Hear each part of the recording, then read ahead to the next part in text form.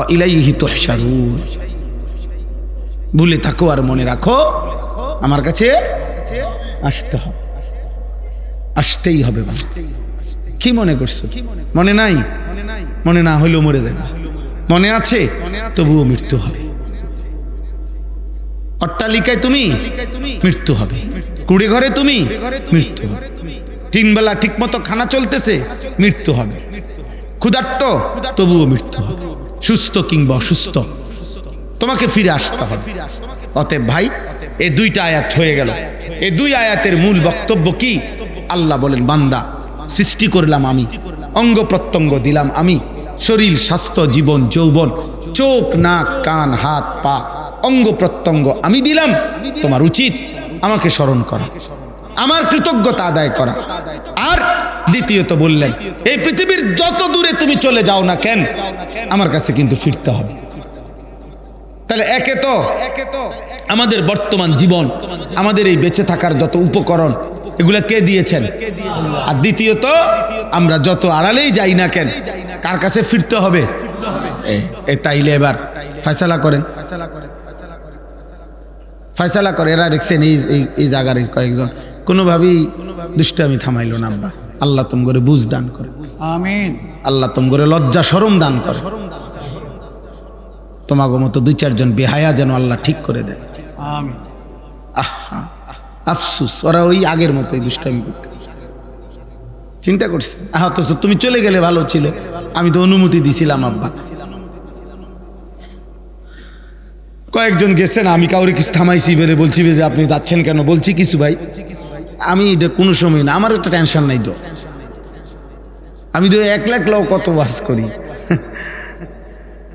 গাড়িতে বসেও তো কত কথা বলি, কত দূর দূরান্তের মানুষ আছে, কত সময় এ ভাই ঠিক আছে সময় নাই, আমার গাড়িতে ওঠেন, আমার সাথে কথা শোনেন, বলেন, চলেন ভাই।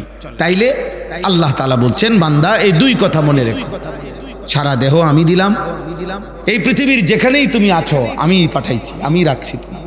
হুয়াল্লাযী জাআলা লাকুমুল আরদা যালুলান, গোটা পৃথিবী আমি তোমাদের অধীনস্থ করেছি। ফামশু ফি মানাকিবিহা, আমার জমিনের যেখানে মনে চাই তুমি যাও, কোনো মানা নাই।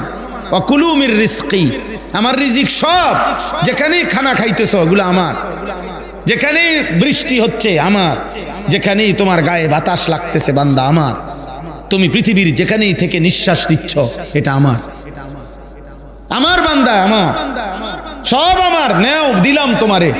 শুধু মনে রেখো ওয়া ইলাইহিন নুশুর, আমি আল্লাহর কাছে ফিরতে হবে। এই কথাইটা যে কতবার কোরআন শরীফে আছে, একটু পর পরে কোরআন শরীফে এই কথাইটা আছে, ওয়া ইলাইহি তুরজাউন ওয়া ইলাইহিল মাসির, ইলাইয়াল মাসির, ইলাল্লাহি মারজিউকুম জামিআ। এভাবে বারবার ফিরতে হবে, ফিরতে হবে, ফিরতে হবে, ফিরতে হবে, ফিরতে হবে। এই কথাইটা একটু পর পর আল্লাহ মনে করাইছে, বান্দা থাকতে পারবা না, ফিরতে হবে, ফিরতে হবে। সেজদা দিতে দিতে, আল্লাহর ইবাদত করতে করতে আব্দুল কাদের জিলানী হলেও মরতে হবে, আর নাফরমানি করতে করতে ফেরাউন নমরুদ হলেও মরতে হবে। হবে কি না বলেন না? ফিরতে হবে, তোমাকে চলে যেতে হবে, অনুগত হোক আর অবাধ্য। মৃত্যু মূসারও হইছে, মৃত্যু ফেরাউনেরও হইছে, হইছে কি না বলে? হ্যাঁ, নমরুদেরও মৃত্যু হয়েছে, ইব্রাহিম আলাইহিস সালামেরও কি হয়েছে? আমাকে আপনাকে চলে যেতে হবে। রাত গভীরে এতটুকু কথাই মনে করে, এতটুকুই মনে করে। আল্লাহ বলেন, এবার শুনেন, ওয়ায়াকুলুনা মাতা হাদাল ওয়াদু ইন কুনতুম সাদিকিন। আল্লাহ বলে, প্রত্যেক পাপী নাফরমান বিদ্রুপ করে নবীদের সাথে, আল্লাহর কথার সাথে বিদ্রুপ করে। কি বিদ্রুপ করে? বিদ্রুপ করে বলে যে তোমরা যারা বলতেছো আখিরাত হবে, পরকাল হবে, হাসরের মাঠ হবে, তো এটা যদি সত্যই হয় তো এখন করতে কও। মাতা হাদাল ওয়াদু, এই মোল্লা এই ওয়াদাতে কইতেছো আল্লাহ এই করব সেই করব, কোন দিন? এখন আসতে কও। আখের এই সবসময় একটা কথা মনে রাখবেন, সর্বযুগে এই পৃথিবীর প্রথম থেকে এই পর্যন্ত প্রত্যেক জামানার জালেম আল্লাহ যখন তার কলিজার থেকে আখিরাত ভুলাইয়া দেয়, কথাটা সূক্ষ্ম মনে করেন, বুঝেন, প্রত্যেক জামানার প্রত্যেক যুগের জালেম যারা পাপী, আল্লাহ যখন তাদের দিল থেকে আখেরাত সরাইয়া দেয় তখন তাদের অবস্থাটা এমন হয়, যতক্ষণ খোদাই আযাব ঠিক হুবহু তার মাথাত না ইয়ে পড়ে, ততক্ষণ আশেপাশের যদি সব ধ্বংস হয়, হে তবুও মনে করে আমি মরতাম না, আমার কিচ্ছু হইতো না, আমার কিছু হইতো। এটা হলো পাপীর সবচেয়ে বড় কি লানত, মুসিবত। অথচ এরা মক্কাবাসী, আরবের জনগোষ্ঠী, নবীজির জামানার, এরা জানতো নূহ আলাইহিস সালামের জাতির ঘটনা, এরা ধ্বংস হয়েছে। লূত আলাইহিস সালামের জাতি, শুআইব আলাইহিস সালামের জাতি, সালেহ আলাইহিস সালামের জাতি, কওমে আদ, কওমে সামুদ, কওমে লূত, ফেরাউন, নমরুদ, কারুন, হামান। সবচেয়ে আশ্চর্য কথা হলো জামাল ভাই, রাসূলুল্লাহ সাল্লাল্লাহু আলাইহি সাল্লামের জন্মের 55 দিন আগে, 55 দিন, কয়দিন মানে 50-এর 5, 55 দিন আগে আব্রাহা বাদশাকে আল্লাহ তাআলা হাতির বাহিনী সহ পুরা বাহিনীকে এই কাবাঘরের সামনে, এই মক্কাবাসীর সামনে আল্লাহ ধ্বংস করে দিছে। এটা তারা চোখে দেখছে, এটা সেদিনকার ঘটনা, সেইদিনকার ঘটনা এটা। এরপরও নবীজি যেদিন আখিরাতের কথা বলছে আর আল্লাহর আযাবের কথা বলছে, এই বেঈমানরা এরপরও বিদ্রুপ করে। কিরে তোরা না দেখলি এটা? বুঝেন নাই কথাটা? আবু জেহেল, আবু লাহাব এরা দেখছে না এটা, তো এরা বুঝতে চাইলো না কেন? এরা তো দেখছে তাদের চোখের সামনে যে আল্লাহর ঘরে আইসা ধ্বংস করতে আইসা এদের পরিণতিটা কি হয়েছে। তো এই জন্য বললাম, জালেমের সবচেয়ে বড় এই যে তোমরা অনেক ছেলে আসো ভাই, এ পরিমাণ গুনাহ বেশি করে ফেলছো যে একটা মিনিট আর কোনোদিন নামাজের কথা তোমাদের মনে পড়ে না।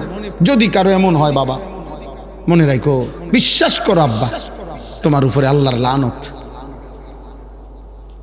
তোমার উপরে আল্লাহর আযাব চলতেছে। মাথার তুললে আসার দিলে আযাব না, এটি তো মামুলি শাস্তি। একটা থাপ্পড় দিছে, একটা ঘুষি দিছে, জেলখানার মধ্যে 6 মাস আটকাইয়ে রাখছে, এনে কি কিতা আটকাই রাখছে, তো বার্তার গাড়িয়ে দেয়, এটি কিচ্ছু না রে বাবা। কিন্তু তোমারে যে আখিরাত ভুলায় দিছে, তোমার অনন্তকাল জাহান্নামের আগুনের জন্য তোমারে যে রেডি করতেছে, এটা অনেক বড় বিপদ, অনেক বড় বিপদ। মানে এরকম কেমনে হইলা? 365 দিনে 1 বছর একদিনও মনে পড়লো না আমি একটা মুসলমান, আমার উপরে ফজরের নামাজ ফরজ।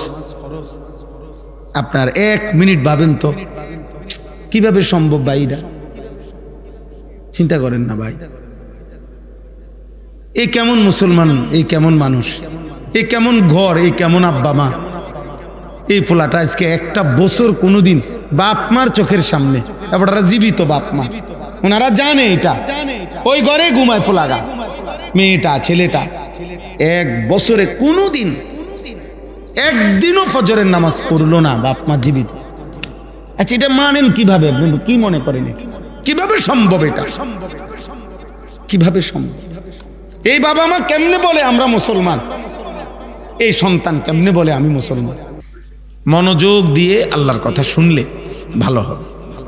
প্রিয় ভাই, তুমিও মহব্বত করেই আসছো, আমরা জানি। কেউ নাম শুনে, কেউ ভালো লাগছে, যেভাবেই হোক আন্তরিকতা নিয়েই আমরা আসছেন। এখন আইসা যদি আবার খামখেয়ালি করলাম, তো না আসলেই ভালো ছিল। আইসা যদি এই সামান্য 10 টাকার বুটের জন্য আল্লাহর কথা মনোযোগ দিলাম না, এটা কেমন হলো? একটা মোবাইলের একটু ব্যস্ত থাকার জন্য কোরআন সুন্নাহর কথার প্রতি মনোযোগ দিলাম না, এটা কেমন বিবেক হলো? এজন্য আল্লাহর কথা মনোযোগ দিয়ে শুনতে হয়, দিল দিয়ে শুনতে হয়, মহব্বত দিয়ে শুনতে হয়, তাইলে ফায়দা হয়। কোরআনুল কারীমের মধ্যে আছে প্রত্যেক জাহান্নামী কিয়ামতে ফেরেশতাদের কাছে আফসোস করে বলবে, 2টি ভুলের কারণে আমি জাহান্নামী নিজে বলবে। 1, আমি মনোযোগ দিয়ে আল্লাহর কথা শুনি নাই। 2, শুনবার পরে সেই কথাগুলো নিয়ে আমি ভাবি নাই। যদি আমি একটু ভাবতাম কি করা যায়, কেমনে করা যায়, তাহলে আমি পারতাম। নাফরমান সেদিন বলবে যে আরে আমি এখন মনে হইতেছে যে আমি পারতাম। ইজি, একটা সহজ বিষয় ছিল। দুপুর 1টা বাজে জোহরের আজান হইছে, 4:30 বাজে আসরের আজান হয়েছে, 3.5 ঘন্টা আমি অনায়াসেই 10 রাকাত নামাজ পড়তে পারতাম। এটা একটা সহজ ব্যাপার ছিল। আমি আসলে ইচ্ছা করেই ফাজলামি করলাম, খামখেয়ালি করলাম। 1.25 ঘন্টা ফজরের নামাজের ওয়াক্ত ছিল, আমি অনায়াসেই 4 রাকাত নামাজ পড়তে পারতাম। কিন্তু বিষয়টা নিয়ে আমি এভাবে ভাবি নাই, আমার দিলে জায়গা দেই নাই, ফলে আজকে আমি জাহান্নাম। গুনাহ ছাড়তে পারতাম না। وقالوا لو كنا نسمع أو نعقل ما كنا في أصحاب السعير। এই আয়াত অর্থ হলো জাহান্নামী বলবে, হে ফেরেশতা, সেদিন দুনিয়ায় থাকতে আমি যদি আল্লাহর কথা মনোযোগ দিয়ে শুনতাম অথবা ভাবতাম, আকল খাটাইতাম, তাহলে আজকে আমি জাহান্নামী হতাম না। একদম ইচ্ছা করে আমি নিজে বরবাদ করলাম। আমাদের দেশে কয় যে হাতে ধরে আমি নিজের শেষ করলাম, কোনো কারণ নেই, কোনো কারণ নেই। আমরা যারা আজকে সারাদিনে নামাজ পড়ি নাই, একেবারে কোনো কারণ নেই, শুধুই অসভ্যতা, শুধুই খামখেয়ালি, এই ছাড়া আর কোনো কারণ নেই। মনে করেন এখানে যারা বসছে, তোমরা যেই ছেলেরা যারা 1 ওয়াক্ত নামাজ পড়ো না, কোনো কারণ নেই, একেবারে কারণ শুধু এতটুকুই, খামখেয়ালি, অবহেলা, গাফলতি। এছাড়া আর কোনো যুক্তি নেই নামাজ না পড়ার পিছনে।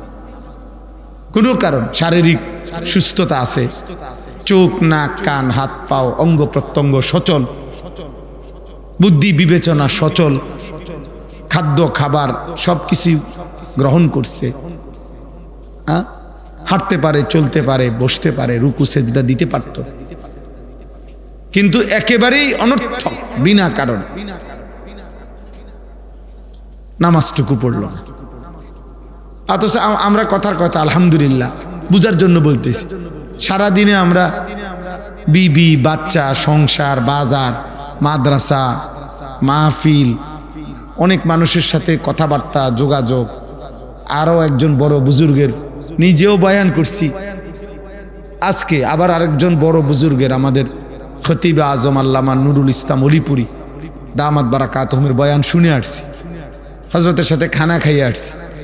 তো অনেক মানুষের সাথে কথা বলছি, বাসায় বাচ্চার সাথে অনেকক্ষণ কথাবার্তা বলছি, দুপুরের খানা বাসায় খাইছি, কিন্তু মাদ্রাসায় গেছি, লম্বা সময় মাদ্রাসায় মিটিং করছি, কিন্তু আলহামদুলিল্লাহ ফজর থেকে নিয়ে আসা পর্যন্ত 5 ওয়াক্ত নামাজ জামাতের সাথে পড়ছি, আলহামদুলিল্লাহ। তাহলে আমার কোনো অসুবিধা হয় না, না সংসারের অসুবিধা হয়েছে, না বাচ্চা কাচ্চা সময় দিতে অসুবিধা হয়েছে, না ঘুমাইছিও লম্বা টাইম, প্রায় 6 ঘন্টা ঘুমাইছি সকাল, 5.5 ঘন্টা, 6 ঘন্টার কম হবে না। ফজরের একটু পরে ঘুমাইছিও, আবার 12টার আগে উঠছি, খালাস ঘুমাইছি। তাহলে কোনো সমস্যা হয় নাই, আলহামদুলিল্লাহ। তো তোমরা যারা নামাজ পড়লা না কেন, কি কারণ ছিল, আর অতিরিক্ত কি করলা? শুধুই গাফলত, শুধুই অসভ্যতা, শুধুই অসভ্য, বেনামাজি অসভ্য, বেনামাজি বেয়াদব, বেনামাজি শতভাগ বেয়াদব, যার কপালে সেজদা নাই এ 100 বেয়াদব, ও কুত্তার চাইতে খারাপ, ও জানোয়ারের চাইতে খারাপ, ওর কোনো তুলনা নাই, ওর সাথে কুত্তারও তুলনা হয় না, শুকরেরও তুলনা হয় না। কিতাবে আছে যে বুজুর্গানে দিন বলছে কুত্তা লজ্জা পায় বেনামাজিকে দেখলে, বেনামাজিকে দেখলে কুত্তা লজ্জা পায়, শুকর লজ্জা পায়, কোনো কারণ নেই, এমনি আর কি, পড়লা না, কি লেগে পড়লা না, পড়লাম না, কোনো কারণ, খামখেয়ালি, গাফলত। এই জন্য বললাম আর কি, প্রত্যেক জাহান্নামী সেদিন বলবে, আহা আমি ইজিলি পারতাম, আমি অনায়াসেই পারতাম, আমি একদম বেশি বোকামি করে ফেলছি, নিজের হাতে নিজেরে শেষ করে দিলাম। ইয়াউমা ইয়াআদ্দু যালিমু আলা ইয়াদাইহি, আল্লাহ বলে পাপী সেদিন নিজের আঙ্গুল এরকম দাঁত দিয়া নিজে কামড়াবে, আফসোস করবে। হাসরের দিন নিজের আঙ্গুল নিজে কামড়াইয়া এরকম ছিঁড়া ফেলতে চাই, আহা কি করলাম।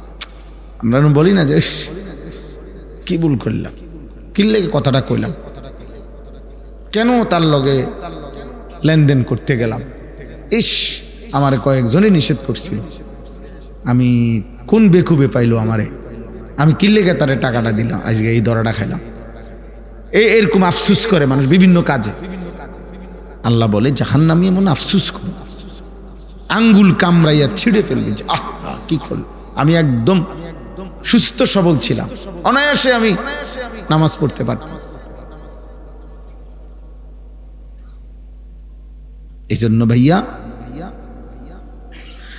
এই উপলব্ধিটুকু অনেক বড় নিয়ামত। আপনি দেখেন জামাল ভাই, দেখেন যে বেনামাজি কি করলাম, আপনি দেখেন তোমরা এখানে যারা বছর নওজোয়ান, সিংহভাগ 90% 98% বেনামাজি। চেহারা দেখলেই বোঝা যায়, বেয়াদবের চেহারা দেখলেই বোঝা যায়, অসভ্যের চেহারা দেখলেই বোঝা যায়, হাইওয়ানের চেহারা দেখলেই বোঝা যায়। রাগ করে চলে যাও, অসুবিধা নাই। আমি তো বললাম না, আমি তো জনপ্রিয়তা যাচাইয়ের জন্য আসি না। তুমি বলো না বলে যে হুজুর আপনি এত বড় কথা কইলেন, শুনলাম না আপনার ওয়াজ, আপনার মতো ব্যাড হইতে কইলাম না, বুঝেন নাই? আমিও একজনকে বলবো, অসুবিধা কি? একজনকে বললেও নে কি হয় জানেন? আল্লাহর কথা একজনকে শুনাইলে নে কি হয়, কথা বলেন না তো। আমার নেই কি না দরকার, আমার তো সওয়াব দরকার, আমার সওয়াব দরকার। তো একজনকে বললেও তো কি হয়, সওয়াব হয়। এজন্য প্রিয় ভাই রহম করো, মনোযোগ দাও আল্লাহর কথার। এই জন্য শুরুতে এটা শক্ত বলে নিলাম। কি কারণ থাকতে পারে, কি কারণ থাকতে, একটা সুস্থ স্বাভাবিক মানুষ কতক্ষণ টোটো করে ঘোরে? একজন স্বাভাবিক মানুষ, বুদ্ধি বিবেক সম্পন্ন মানুষ কতক্ষণ আড্ডা দেয়? একজন বিবেকবান মানুষ কতক্ষণ মোবাইল টিপে? আহা, কতক্ষণ? আমার হায়াতে আমি আলহামদুলিল্লাহ, আমি বছরের পর বছর দেখছি যে আমার মনে হয় 2 ঘন্টা টাইম অবসর থাকলে আমার কাছে দুনিয়াটা মনে বিষের মতো মনে হয়, যে অনেকক্ষণ হয়ে গেছে, কোনো কাজ নাই।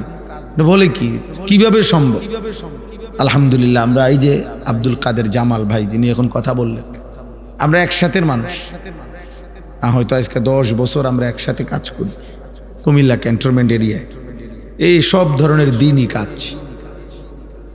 তো দেখা গেছে সারাদিনই ব্যস্ততা, সারাদিনই ব্যস্ত। আলহামদুলিল্লাহ, এর মধ্যেই জীবন সুন্দর চলতেছে, বউ বাচ্চা স্ত্রী ছেলে মেয়ে বাজার খানা দানা কোনোটাই আটকাইছে না। তুমি কেন আল্লাহকে ভুলে গেলা? তুমি কেন আল্লাহকে ভুলে গেলা? কি এমন মহান কাজ করতে গিয়ে আল্লাহকে ভুলে গেল? আল্লাহ আমাদেরকে বুঝ দান করেন, আল্লাহ আমাদেরকে বুঝ দান করেন। আলহামদুলিল্লাহ, আলহামদুলিল্লাহি নাহমাদুহু ওয়া নাস্তাঈনুহু ওয়া নাস্তাগফিরুহু ওয়া নু'মিনু বিহি ওয়া নাতাওয়াক্কালু আলাইহি ওয়া নাউযু বিল্লাহি মিন শুরুরি আনফুসিনা ওয়া মিন সাইয়্যাতি আ'মালিনা। من يهده الله فلا مضل له ومن يضلله فلا هادي له ونشهد أن لا إله إلا الله وحده لا شريك له ونشهد أن سيدنا وحبيبنا ومولانا محمدا عبده ورسوله أما بعد فأعوذ بالله من الشيطان الرجيم بسم الله الرحمن الرحيم قل هو الذي أنشأكم وجعل لكم السمع والأبصار والأفئدة قليلا ما تشكرون قل هو الذي ذرأكم في الأرض وإليه تحشرون ويقولون متى هذا الوعد إن كنتم صادقين قل إنما العلم عند الله وإنما أنا نذير مبين صدق الله مولانا العظيم وقال نبينا صلى الله عليه وسلم ما رأيت مثل الجنة نام طالبها وما رأيت مثل النار نام هاربها اللهم صل على محمد وعلى آل محمد كما صليت على إبراهيم وعلى آل إبراهيم إنك حميد مجيد اللهم بارك على محمد وعلى آل محمد كما باركت على إبراهيم وعلى آل إبراهيم إنك حميد مجيد سبحانك لا علم لنا إلا ما علمتنا إنك أنت العليم الحكيم الحمد لله আল্লাহ পাক রব্বুল ইজ্জত জুল জালাল ওয়াল ইকরামের ফজল কারাম রব্বুল আলামিনের ইহসান মেহেরবানি দয়া আল্লাহ তাআলা আমাদেরকে আজ 2 মে 2026 রোজ শনিবার কুমিল্লা জেলা দাউদকান্দি উপজেলাধীন ইলিয়টগঞ্জ টামটা দাওরায়ে হাদিস বালিকা মাদ্রাসার উদ্যোগে আজকের এই তৃতীয়তম ইসলামী সম্মেলনে আল্লাহ তাআলাই আমাদেরকে আসবার বসবার আল্লাহর জন্যই জমা হওয়ার তৌফিক দান করেছেন আলহামদুলিল্লাহ। এই মাদ্রাসাটির নাম হযরত আয়েশা সিদ্দিকা রাদিয়াল্লাহু তাআলা আনহার নামে। নবী সাল্লাল্লাহু আলাইহি ওয়াসাল্লামের প্রিয়তমা স্ত্রী ছিলেন হযরত আয়েশা রাদিয়াল্লাহু তাআলা আনহা। আলহামদুলিল্লাহ আমাদের বাংলাদেশে বিভিন্ন বালিকা মাদ্রাসা কওমি মাদ্রাসা মেয়েদের জন্য যা রাসূলুল্লাহ সাল্লাল্লাহু আলাইহি ওয়াসাল্লামের বিবিদের নামে নামকরণ করা হয় বরকতের জন্য। এর মধ্যে আলহামদুলিল্লাহ বাংলাদেশে অসংখ্য বালিকা মাদ্রাসা আছে হযরত আয়েশা সিদ্দিকা রাদিয়াল্লাহু তাআলা আনহার নামে। এর মধ্যে এটা একটা। নবী সাল্লাল্লাহু আলাইহি ওয়াসাল্লাম ওনার এই বিবিকে অত্যধিক মহব্বত করতেন। নবীজি সাল্লাল্লাহু আলাইহি সাল্লামের সংসারে তিনি 9 বছর বয়সে এসেছিলেন। ওনার বয়স যখন 18 বছর নবীজি সাল্লাল্লাহু আলাইহি ওয়াসাল্লাম তখন ইন্তেকাল করছেন। তাহলে নবীজির সংসারে তিনি ছিলেন 9 বছর। 9 থেকে 18 হলে কয় বছর হলো? 9 বছর নবীজির কাছে ছিলেন স্ত্রী হিসাবে। এই 9 বছরে মাত্র 18 বছর বয়সেই তিনি বিধবা হয়েছেন। তাইলে 9 থেকে 18 তখনও তিনি কিশোরী যুবতী। এই মাত্র 9 বছরের সোহবতে নবীজির সান্নিধ্যে রাসূলুল্লাহ সাল্লাল্লাহু আলাইহি সাল্লামের লক্ষের চাইতে বেশি সাহাবী, পুরুষ মহিলা মিলে এই সমস্ত সাহাবাদের মধ্যে নবীজির সবচেয়ে বেশি হাদিস বর্ণনা করছেন যারা, তন্মধ্যে হযরত আয়েশা সিদ্দিকা রাদিয়াল্লাহু তাআলা আনহা হচ্ছেন নারীদের মধ্যে 1 নম্বর আর সবার মাঝে 2 নম্বর। সুবহানাল্লাহ। এত কম বয়সী নারী, কিন্তু কি পরিমাণ ইলম নবীজি সাল্লাল্লাহু আলাইহি সাল্লাম থেকে তিনি অর্জন করছেন। যে বয়সে খেলে দুলে, যে বয়সে এখনো বলে যে বুঝায় নাই, অথচ তিনি ওই বয়সেই নবীজি সাল্লাল্লাহু আলাইহি ওয়াসাল্লামের কাছ থেকে প্রায় 2210টি হাদিস বর্ণনা করছেন। এবং মুসলিম খলিফাগণ হযরত আবু বকর সিদ্দিক রাদিয়াল্লাহু তাআলা আনহু থেকে নিয়ে যে 4 খলিফা, ইসলামের যে 4 খলিফা, ওনাদের মধ্যে এই সাহাবায়ে কেরাম, খুলাফায়ে কেরাম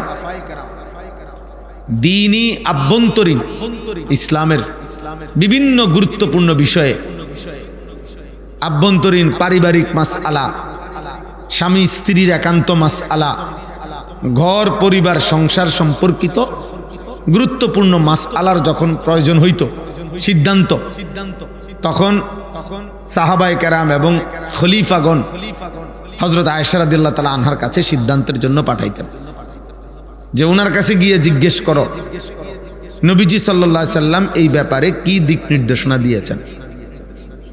হযরত আয়েশা রাদিয়াল্লাহু তাআলা আনহা তিনি ফয়সালা দিতেন এবং ওনার ফয়সালা অনুপাতেই পুরা ইসলামী খেলাফত ওই সিদ্ধান্তের উপরে সিদ্ধান্ত নিত। হযরত আয়েশা রাদিয়াল্লাহু তাআলা আনহা এত বড় জলিলুল কদর নবীজির বিবি ছিলেন।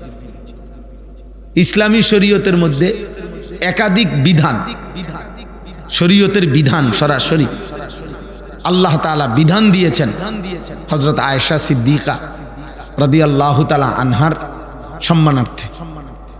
ওনার কারণে যেমন তায়াম্মুমের বিধান,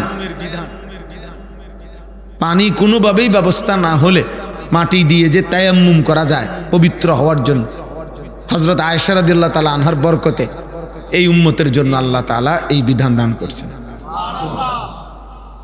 কোন সতী সাধ্বী চরিত্রবান নারী কেউ যদি তাকে জিনা ব্যভিচারের মিথ্যা অপবাদ দেয় এবং যদি সেটা প্রমাণিত হয় যে সে মিথ্যা অপবাদ দিছে এই মহিলার বিরুদ্ধে, অথচ সে চরিত্রবান নারী, তাহলে ওই পুরুষের শাস্তি 80 দোররা চাবুকের বেত্রাঘাত, এই শাস্তিটা এবং এই হুকুমটা, এই বিধানটা আল্লাহ তাআলা হযরত আয়েশা রাদিয়াল্লাহু তাআলা আনহার কারণেই কোরআনুল কারীমের মধ্যে এই বিধান দান করেছে।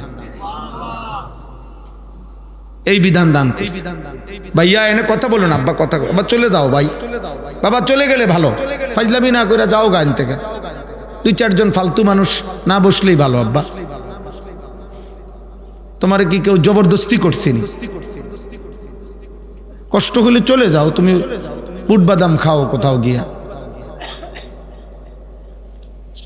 সাবধান, আমি ফাজিল মানুষ দেখতে পারি না।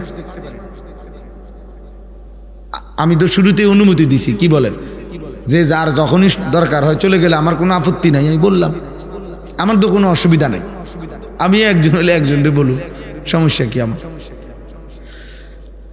কিন্তু এটা কঠিন ব্যাপার, তোমরা ছেলেরা আব্বা বুঝতেছ না। আর কোনোভাবেই তোমাদের অনেক ছেলেকে পাথর ভাঙ্গা যায়, তোমাকে দিল নড়ে না, পাহাড় ভাঙ্গা যায়, তোমাকে দিল নড়ে না।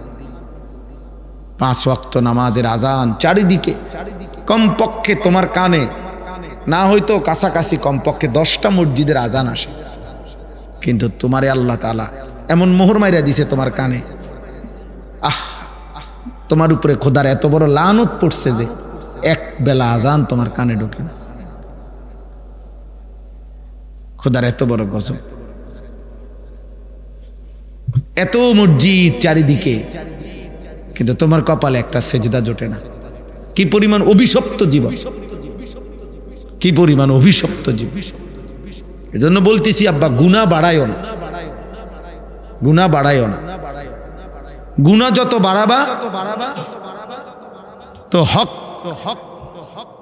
নেক কাজ গ্রহণ করা আসেনি জানা এটা। মাশাআল্লাহ।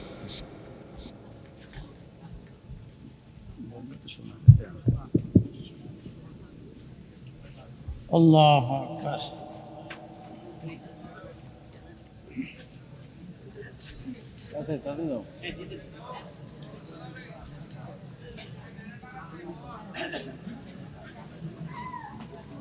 লা হাওলা ওয়ালা যে গুনাহ আমি আপনি প্রত্যেকের জন্য এটা কথা। আল্লাহর নাফরমানি যে যত বাড়াবেন, কসম আল্লাহর, নেক কাজের যোগ্যতা তত কমতে থাকবে, কমতে থাকবে, কমতে থাকবে, কমতে থাকবে। ওয়ালা তাকুনু কাল্লাযীনা নাসুল্লাহ ফাআনসাহুম আনফুসাহুম। আল্লাহ তাআলা বলে, বান্দা তুমি আমাকে এই পরিমাণ ভুলে যেও না। বেশি দিন যদি আমাকে ভুলে থাকো, একদিন আমি তোমাকে তোমার পরিচয় ভুলায় দেব। তোমার যে মূল পরিচয় সেটা আমি ভুলিয়ে দেব। মূল পরিচয় কি? আমি মুসলমান। মূল পরিচয় হলো আমার মৃত্যু হবে। মূল পরিচয় হলো আমার আখিরাত আছে। মূল পরিচয় আমার বিচারের মাঠে আমাকে দাঁড়াইতে হবে। মূল পরিচয় হলো আমাকে আমলনামা হাতে নিতে হবে। মূল পরিচয় হলো আমাকে মিজানের পাল্লার সামনে আমার আমল ওজন হবে। মূল পরিচয় হলো আমাকে ফুলসেরাত পার হইতে হবে। এই কথাটা, এই ফিকিরটা, এই অনুভূতিটা আল্লাহ বলেন একদিন আমি তোমার কলিজার থেকে সরায় ফেলব। ফলে তুমি দুনিয়ায় শুধু ভোগ করবা, দুনিয়া ভোগ করবা। আমি দুনিয়া ভোগ করতে দেব, কারণ আমি আল্লাহ তাআলা ৬০ বছরে যে নাস্তিক কোনোদিন আমি আল্লাহকে স্বীকারও করে নাই। দেয়ার ইজ নো গড, আল্লাহ বলতে কিচ্ছু নাই, এ কথাও যে বলে আমি তাকেও রিজিক দিচ্ছি। তা তোমারে দিমু না কা? আমি তো কুকুর বিড়ালকেও রিজিক দিচ্ছি, জন্তু জানোয়ারকেও রিজিক দিচ্ছি। কাফের মুশরিক বেঈমান তো আমার সামনে, আমি আল্লাহর সামনে মূর্তিরে পূজা করে। আমার সামনে মূর্তি বানাইলাম আমি, মাথা নোয়ায় সে পাথরের মূর্তি, মাটির মূর্তির সামনে, আমি তবুও তো তাকে রিজিক দিচ্ছি। তো তোমাকে দেব না? কাজে দুনিয়া আমার কাছে এতটাই ফালতু যে এটা আমি একটা জানোয়াররে খাওয়াইতো আমার কোনো আপত্তি নেই, তো তোমারে খাওয়াইলে সমস্যা কি? কিন্তু আমি আখেরাত বুঝ না পাইয়া, হিসাব না নিয়া দেব না। আমি দেব না বান্দা। এই জন্য ভাই গুনাহ বাড়াইতে নাই, গুনাহ বাড়াইতে নাই, গুনাহ বাড়াইতে নাই, কোনোভাবেই না আব্বা। আর কোনোদিন মনে করো আমি আর বলতে পারলাম না, তুমিও আর শুনলা না, কিন্তু এই একবার কথাটা বললাম, মনে রাখো। গুনাহ যখন কারো বাড়তে থাকে, তার উপরে সবচেয়ে বড় যে লানত, সেটা হলো আল্লাহ তাকে আখিরাত ভুলায় দেয়, আত্মপরিচয় ভুলায় দেয়। তার ভিতরে আর মনে পড়ে না সে মুসলমান, তার মৃত্যু হবে। ওই বাবা, সরো এখান থেকে, কথা বলো কেন এখান থেকে? যাও, ওঠো এখান থেকে, ওঠো। তাইলে অতএব এটা জরুরি। আমার কথা হইলো, আপনি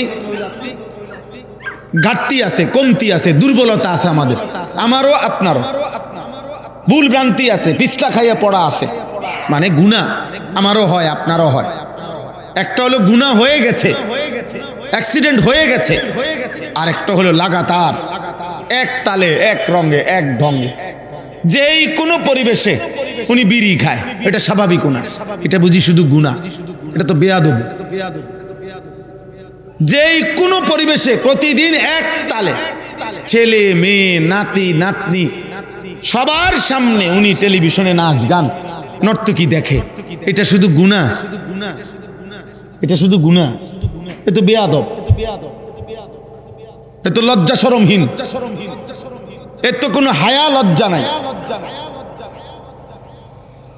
এর তো কোনো হায়া লজ্জা নাই। এর কলিজার থেকে আল্লাহ আখিরাত খুলে ফেলছে, নাই তো ৬০ বছর বয়স পর্যন্ত টেলিভিশন দেখে গেল। চাচা রাগ করেন না, আমি শক্ত বললাম, আপনার বিবেক নিলে আপনি প্রতিবাদ করেন।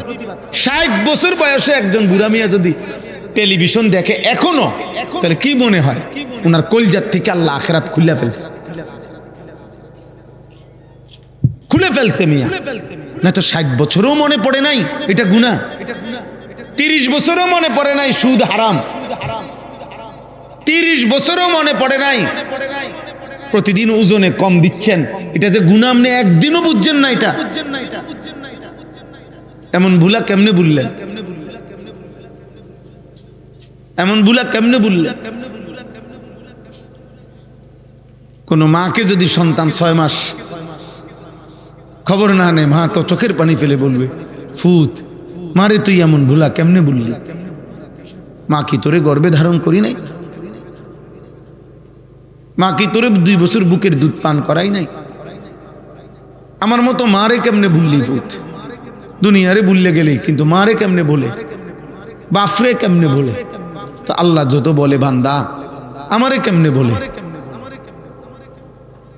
আমাকে বললি কেমনে বান্দা?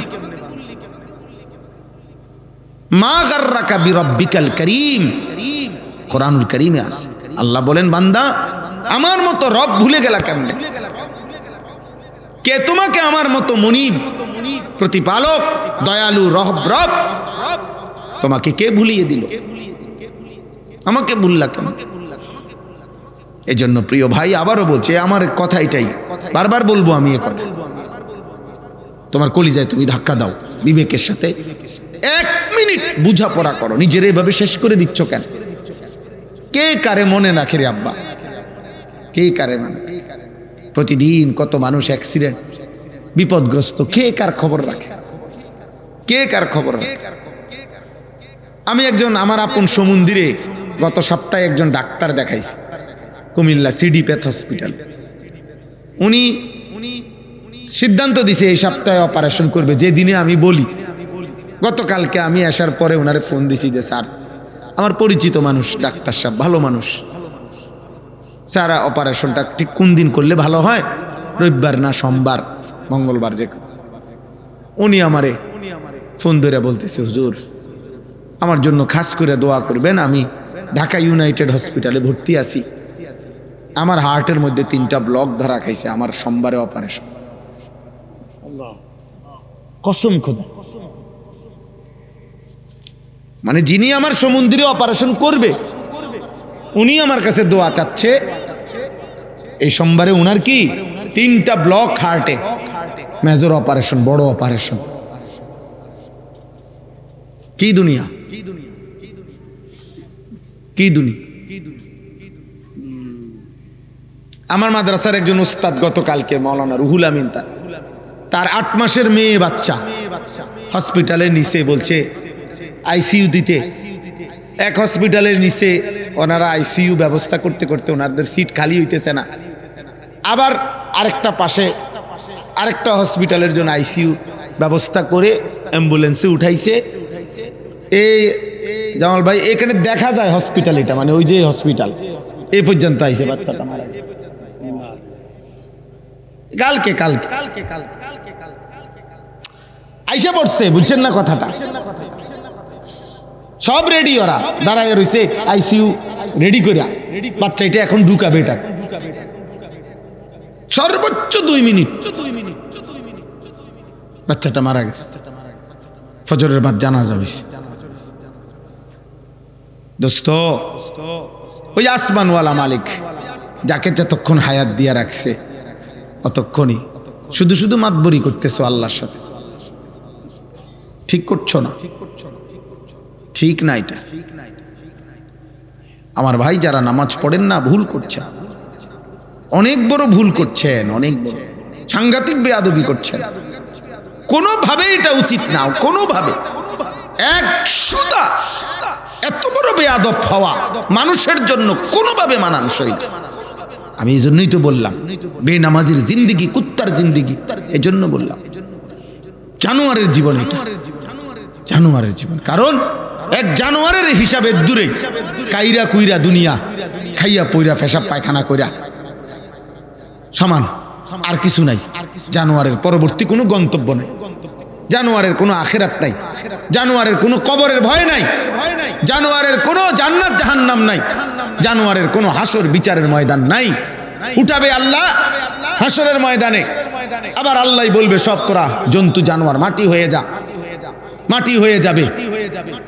কিন্তু আমাদের হিসাব আছে রে আব্বা, আমাদের মৃত্যু আছে, আমাদের কবর আছে, আমাদের পরকাল আছে, আমাদের এক এক সেকেন্ডের আমলনামা লেখা হচ্ছে। আমরা চাইলেও আল্লাহ জানে, আমরা না চাইলেও আল্লাহ জানে। আমরা গোপন আস্তে বললো আল্লাহ শুনে, আমরা জোরে বললো আল্লাহ শুনে।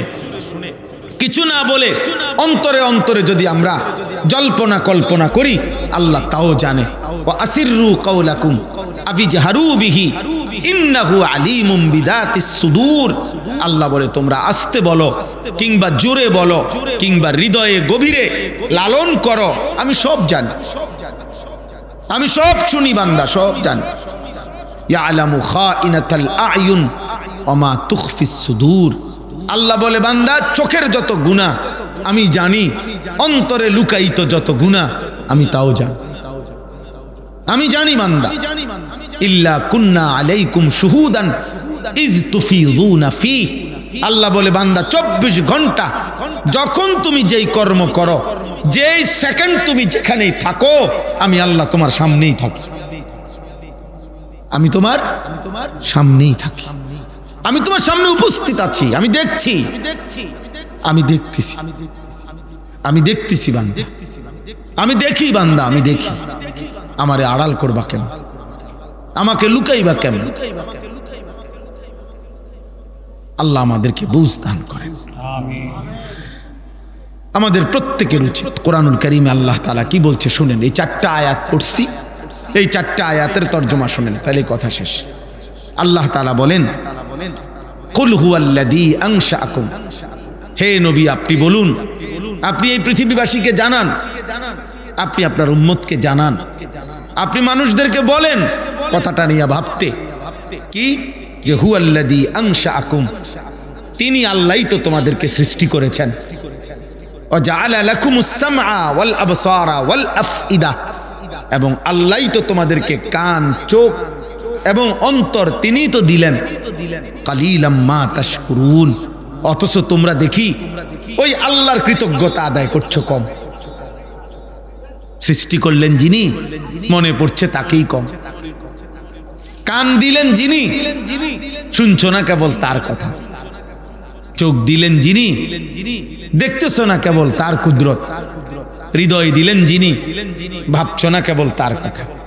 কালিলাম মা তাশকুরুন, অথচ তোমরা দেখি আল্লাহর শুকরই কম আদায় করতেছো। কি ব্যাপার বান্দা? হে নবী আপনি বলেন এটা কি করছে এরা? সৃষ্টি করলাম আমি, অস্তিত্বে আনলাম আমি, পৃথিবীতে আনলাম আমি, প্রতি সেকেন্ড হায়াত দিয়ে রাখছি আমি, কান দিলাম আমি, চোখ দিলাম আমি, দিল দিলাম আমি, অথচ আমার কৃতজ্ঞতা, আমার শুকর আদায় করছে কম। এ কেমন নাফরমান, এ কেমন নাফরমান? এইটা আল্লাহ তাআলা প্রথম এই আয়াতের মধ্যে আল্লাহ উল্লেখ করছে। দার্শনিক যারা, দুনিয়াবি দার্শনিক পণ্ডিতদের কথা হলো, মানুষ যত জ্ঞান অর্জন করে, মানুষের যত জ্ঞান বুদ্ধি বোধ অর্জিত হয় 5টা জিনিস দ্বারা। চোখ দ্বারা দেখে, কান দ্বারা শুনে, এরপরে নাক দ্বারা ঘ্রাণ নেয়, এরপরে জিহ্বা দ্বারা স্বাদ নেয়, আর এই ত্বক মানে চামড়া দ্বারা স্পর্শ নিয়ে বোঝে গরম না ঠান্ডা। তো 5টি জিনিস, চোখ, কান, নাক, জিহ্বা, ত্বক মানে চামড়া, এটা পঞ্চ ইন্দ্রিয় বলে। আল হাওয়াসুল খামসা, চক্ষু, কর্ণ, নাসিকা, জিহ্বা, ত্বক। এটা হলো দার্শনিকদের কথা। কিন্তু গবেষকদের কথা হলো, আরো যদি কেউ গভীর চিন্তা করে, 3টি অঙ্গ মানব দেহে আল্লাহ কোরআনে উল্লেখ করছে। এখানে আরো অন্যান্য আয়াতও আছে। মানুষের সবচেয়ে বেশি অর্জন, মানুষ জীবনে যত কিছু শিখে, জানে, বুঝে, ভাবে, গ্রহণ করে, তার জীবনে যত কিছু, তার মধ্যে অন্যতম এই জানা, বুঝা, শিখা, গ্রহণ করা, ভাবা, এক্ষেত্রে তিনটি অঙ্গই মূলত ব্যবহার হয়। এক, কানে, কানে শুনে সে। দুই, চোখে দেখে। তিন, অন্তরে ভাবে, হৃদয়ে এগুলা নিয়ে কি ভাবে, বুঝে, ফিকির করে, পরিকল্পনা করে। তো আল্লাহ তাআলা বলেন, তোমার 60 বছর, 30 বছর, 20 বছর, 25 বছর, তোমার 16 বছর, 18 বছর, তোমার জীবনের যা অর্জন বান্দা, তা তো আমার দেওয়া কানেই শুনলা, আমার দেওয়া চোখেই দেখলা, আমার দেওয়া হৃদয়েই গ্রহণ করলা। তো তুমি আমাকে মনে পড়ছে কম কেন? আমার কথা মনে পড়ে কম কেন? এই জন্য আল্লাহ তাআলা এই আয়াতে আমাদেরকে মনে করাইলেন, আমাদের প্রত্যেকের উচিত, আপনারা ভাবেন তো, ওই বাবা আল্লাহর ওয়াস্তে তোমরা আব্বা এখান থেকে যাও না, এই ছেলে আব্বা এখান থেকে যাও তোমরা। আশ্চর্য কথা না, আমি এটা বুঝলাম না। আর ইব্রাহিমে করে বলো না কেন তুমি?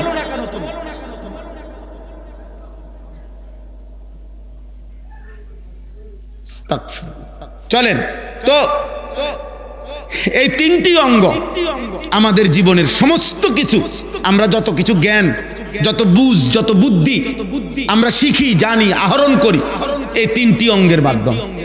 বিশেষভাবে কান দ্বারা শুনতেছি কোটি কোটি কথা, হাজার কোটি আওয়াজ, চোখ দ্বারা দেখতেছি প্রতিনিয়ত, অন্তর দিয়ে ভাবতেছি প্রতিনিয়ত। এই তিন অঙ্গ আপনি মনে করেন, আপনি মনে করেন একজন মানুষ এই মোবাইল দিয়া মনে করেন, বা টেলিভিশন হোক বা মোবাইলেই ধরেন, নারীর ছবি দেখতেছে, মনে করেন নাটক দেখতেছে মনোযোগ দিয়া, এই সময় তার তিন অঙ্গ ব্যবহার হইতেছে বিশেষভাবে। কানে সে শুনতেছে কথাগুলো, আওয়াজগুলো, চোখে দেখতেছে, এবং এটা নিয়েই তার হৃদয়ের মধ্যে ভাবনা চলতেছে। বিষয়টা কিন্তু এমন না আপনি বলেন যে একজন মানুষ টেলিভিশনে নাটক দেখে, মহিলা নাচতেছে, তার গান শুনতেছে, আর ভিতরে ভিতরে অন্তরে আল্লাহর জিকির করতেছে, নাকি? কথা বুঝছেন কিনা? যা কানে শুনতেছে তাই সে চোখে দেখতেছে, তাই সে হৃদয়ে ভাবতেছে। এই তিন অঙ্গ বরাবর, তিন অঙ্গ বরাবর। আবার ঠিক একজন মানুষ আল্লাহর কোরআন পড়তেছে, হ্যাঁ আল্লাহর কোরআন তো কানে শুনতেছে, চোখে দেখতেছে, তো আশা করি আলহামদুলিল্লাহ হৃদয়ে এটা নিয়েই তার কি হইতেছে, কল্পনা হইতেছে। পরে আল্লাহর কোরআন তো ভিতরে কি সে উলঙ্গ ছবি নিয়ে ভাববে? স্বাভাবিক। তাহলে এই তিনটি অঙ্গ অটোমেটিকলি এক হইয়া যায়। আমাদের জীবনের যে কোনো অর্জনের ক্ষেত্রে এই তিনটি অঙ্গ একসাথে হয়ে যায়, কান, চোখ এবং কি অন্তর। অন্তর, আফইদা, অন্তর। তাইলে আপনি বলেন, এই তিনটি অঙ্গ যখন একত্র হয়ে যায়, এই তিনটি অঙ্গ একত্রিত হওয়ার ক্ষেত্রে আল্লাহ তাআলা বলে, বান্দা তুমি বলো তাহলে আমার শুকর আদায় করছো না কেন? কালিলাম মা তাশকুরুন, কেন আমার শুকর আদায় করছো না? তুমি বলো তোমার জীবনের 24 ঘন্টা কান, চোখ, অন্তর, এই তিন অঙ্গের বেলায় আমারই তো দেওয়া, আমারই তো দেওয়া, তাহলে আমার কৃতজ্ঞতা আদায় করছো না কেন? প্রিয় ভাই বলো, ভাই একজনই বুঝো, একজন সন্তানই বুঝো, তুমি ভাবো না আব্বা বিষয়টা কি? আপনারা বয়স্ক বাবা, আপনারা ভাবেন, আপনারা ভাবেন। তো আল্লাহ তাআলা বলছেন, এবার আসেন আরেকটু কথা। কোরআনুল কারীমের মধ্যে আছে, আল্লাহ বলছে, বান্দা কিয়ামতের দিন আমি কিন্তু তোমাকে জিজ্ঞেস করব। এই জিজ্ঞেস করার ক্ষেত্রে এই তিনটি হুবহু, এই তিনটি অঙ্গ আলাদা জিজ্ঞেস করব। ইন্নাস সামআ ওয়াল বাসারা ওয়াল ফুআদা কুল্লু উলাইকা কানা আনহু মাসউলা। আল্লাহ বলে, নিশ্চয়ই কান, নিশ্চয়ই চোখ এবং অন্তর, এই তিনটিকে আমি আল্লাহর পক্ষ থেকে কিয়ামতের দিন জিজ্ঞেস করা হবে। কানকে আমি জিজ্ঞেস করব, বলো তুমি কি শুনেছ? চোখকে আমি বলবো, বলো তুমি কি দেখেছ? দিলকে আমি বলবো, তুমি বলো কি ভেবেছ? তাইলে আমার কান যা শুনছে, কান তা বলবে, আমার চোখ যা দেখছে তা আল্লাহর সামনে বলবে, আমার হৃদয় সারা জীবন যা ভাবছে, প্রতিদিন নারী দেখলে, ছবি দেখলে, নাটক দেখলে, হারাম পথে চললে, আমার হৃদয়ে যত ভাবনা, খোদার কসম এটা আল্লাহর সামনে সে বলে দিবে। আল্লাহর সামনে সে বলে দিবে। আল্লাহ তাআলা বলেন আমি জিজ্ঞেস করব আলাদাভাবে এই তিনটি অঙ্গ, এই তিনটি অঙ্গ। এবার আবার শুনেন, আশ্চর্য, কোরআনুল কারীমের মধ্যে আছে, আল্লাহ বলেন আমার নাফরমানি করলে কেউ, আমি যদি তাকে শাস্তি দেই দুনিয়াতে, কি দিয়া শাস্তি দেই? আল্লাহ বলে আমি তার তিনটি অঙ্গ অচল করে দেই। এমনি দেখতে শুদ্ধ মনে হয়, খাইতেছে, ঘুমাইতেছে, চলতেছে, কিন্তু গুনাহ নাফরমানি মনের ইচ্ছা মতো চললে আল্লাহর কসম আল্লাহ বলেন এ হুবহু এই তিনটি অঙ্গ, এই যে তিনটা নিয়ে কথা বলতেছি, আল্লাহ বলেন আমি এই তিনটা অচল করে দেই। এক নাম্বার, আফারাআইতা মানিত্তাখাযা ইলাহাহু হাওয়াহু ওয়া আদাল্লাহু আল্লাহু আলা ইলমিন। আল্লাহ বলেন মনের ইচ্ছা, নিজের খেয়াল খুশির মতো যে চলাটাকে নিজের খোদা বানিয়ে ফেলেছে, নিজের জীবন বানায় ফেলছে, আল্লাহ বলেন আমি তাকে এক নম্বরে ওয়া খাতামা আলা সামইহি ওয়া কলবিহি, আমি আল্লাহ তার কান এবং অন্তরে মোহর মেরে দেই। ওয়া জাআলা আলা বাসারিহি গিশাওয়া, এবং তার চোখের সামনে পর্দা ফেলে দেই। এই তিন অঙ্গ অচল করে দেই। সে আর কোনোদিন একটা পর্যায়ে যা, আল্লাহ যেন বলে ফেলে যা, তোকে আর কোনোদিন নেক কাজের তৌফিক দেব না, যা তোর কান বন্ধ করে দিলাম, যা তোর চোখ বন্ধ করে দিলাম, যা তোর দিল বন্ধ করে দিলাম। কি আশ্চর্য দেখছেন, মানে এই তিনটা অঙ্গ। একদিকে বলল এই তিন অঙ্গ আমি দিলাম, অথচ আমার শুকর আদায় করছো না। আরেকদিকে বললে এই তিন অঙ্গ কিয়ামতের দিন আমি জিজ্ঞেস করব আলাদা। আরেকদিকে বলল নাফরমানি যদি চলতে থাকে একদিন আমি নারাজ হইলে এই তিন অঙ্গ অচল করে দেব। আর কোনোদিন কান দিয়া তুমি হকের কথা শুনবা না, আর কোনোদিন চোখ দিয়ে তুমি আখিরাতের কিছু আর দেখবা না, আর কোনোদিন অন্তর দিয়ে তুমি মৃত্যু পরকাল, তোমার জীবনের পরকালে কি হবে এই ভাবনা আর আসবেই না। ভাবনার আর কত মানুষ আছে দেখবেন মস্কারি করে, কাও দুই বেলা ভাত খাইয়ে সংসার চলে না, হ্যাঁ বড় আইছে হুজুর, হুজুর আপনারা আইছেন আখেরাত কবর লই, আমাদের সংসারেই চলে না। মানে উনি মস্কারি করলো আর কি, আপনার সংসার যেহেতু চলে না অতএব আপনি মরতেন না। কথা বলেন না, অভাবী মানুষের মরণ নাই, গরিব মানুষের মরণ নাই, ভিক্ষুকের মৃত্যু নাই। তো আপনি কি বলতে চাইছেন? কি বলতে চাইলেন? আপনি বলবেন তাকে যে চাচা আপনার উপরে তো হজ ফরজ। হ্যাঁ আরে হুজুর আপনারা আছেন আপনার ঘর রঙ্গে, অনো দুইটা মাইয়া বিয়ার বাকি, আপনি বইয়া রয়েছেন হজ। এখনো দুইটা ছেলে বিদেশ পাঠানোর বাকি, এখনো কদ্দুর গদ্দুয়ার লাইন করতে আসছি না, অনাইছেন হজ। আমরা আবার কি এর হজ না, আপনার কি এর হজ? আপনার ওটা বন দিয়ে চা দিয়ে ভিজাই খাবেন। আপনি আসছেন দুনিয়াতে এই জন্য, আপনি আসছেন বিড়ি খাইতেন দুনিয়াতে, আপনি আসছেন শুধু ভাত তরকারি আর এই বউ বাচ্চার সংসারের এই ঝামেলা, এগুলোই করতেন আসছেন। আপনারে 60 বছর দিছে বাজারে করতেন, আপনারে 60 বছর দিছে বন বিড়ি আর চা খাইতেন, আপনাকে 60 বছরই দিছে ফুদ বিদেশ পাঠাইতেন আর মেয়ে বিয়ে দিতেন, আখেরাতের জন্য দেয় নাই। আপনি অপেক্ষায় থাকেন চাচা, আপনারে আবার নতুন করে আল্লাহ পুনরায় আখেরাতের জন্য আরো একবার মৃত্যুর পরে আবার বছর খানিক পরে আবার পাঠাইব। হ্যাঁ হ্যাঁ আপনি অপেক্ষা করেন, আপনারে আবার পাঠাইব। এই সময় আপনি নিরিবিলি কি করেন? আখেরাতের আমল করেন। পাঠাবে তো কোরআনুল কারীমের মধ্যে আছে বারবার, আল্লাহর কসম, আল্লাহর বান্দা নাফরমান বান্দা লক্ষ কোটি বার আল্লাহকে বলবে আল্লাহ আর একটা বারের জন্য, অল্প সময়ের জন্য আমার দুনিয়ায় পাঠান, আমি এবার একটু সুযোগ দেন। রব্বানা আবসারনা ওয়া সামি'না ফারজি'না না'মাল সালিহান ইন্না মুকিনুন। আল্লাহ হাসরের ময়দান দেখলাম, কবরের আযাব দেখলাম, সব শুনলাম, আমি বিশ্বাস করলাম আমার আমল করা উচিত, আমারে আপনি একবার পাঠান দুনিয়ায়, এখন আমি নেক আমল করব। আল্লাহ বলবে না না ফরমান, ওয়ালাকিন হাক্কাল কাউলু মিন্নি, আমার সিদ্ধান্ত এটা, লা আমলা আন্না জাহান্নাম, তোর মতো বেঈমান দিয়া জাহান্নাম পূর্ণ কর। লা আমলা আন্না জাহান্নামা আমি জাহান্নাম পূর্ণ করব তোর মতো নাফরমান দিয়ে। আমি তোকে বলেছি বান্দা, বলেছি। অতএব বাপ, রাত অনেক হয়েছে, আপনাদের কাছে প্রথম একজনও যদি বুঝেন, ছেলেরা বাবা তোমরা যদি কেউ বুঝে থাকো বাবা, বন্ধুদের আড্ডায়, সহপাঠীদের আড্ডায়, মনে রাখো বাপ, একদিন বন্ধু, আমি সেই ছোটবেলায় প্রাইমারি স্কুলে ক্লাস 5 পর্যন্ত পড়ছি, তো আমি তো ক্লাস 5 পর্যন্ত পড়ছি যেই বন্ধুদের সাথে, ওরা কেউ তো এখন আর আমার সাথে থাকে না। ওরা কে কোথায় আছে আমি আর জানি না। আমার মাধ্যমিক লেভেলের বন্ধুরা তো কে কোথায় আছে আমি জানি না, জানি না। তাহলে আমার সেই ছোটবেলার পড়ার সাথীরা কই? সাথীরা কোথায় আমার? এই পৃথিবী আমাদের এক একজনকে এক এক দিকে নিয়ে গেছে, দুনিয়া এক এক দিকে ছড়ায় দিছে। এখানে এরপরের আয়াত আল্লাহ এটাই বলছে, কুল হুয়াল্লাযী যারাআকুম ফিল আরদ।